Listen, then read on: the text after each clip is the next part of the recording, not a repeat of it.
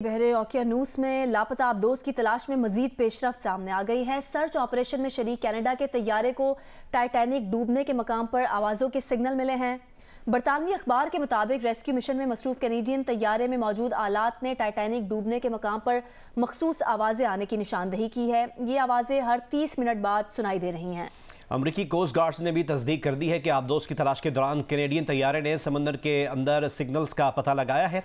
बरतानवी अखबार के मुताबिक अमेरिका से भारी मशीनरी के साथ कार्गो जहाज कनाडा पहुंच गया है।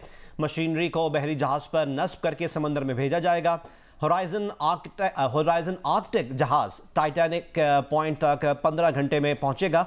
ऑक्सीजन कम होने के सबब इस कोशिश को रेस्क्यू की आखिरी कोशिश समझा जा रहा है। आबदोज में टाइटैनिक जहाज की बाकियात की सैर के लिए जाने वाले 5 अरकान में 2 पाकिस्तानी निजात मुसाफिर शहजादा दाऊद और उनके बेटे सुलेमान शामिल हैं।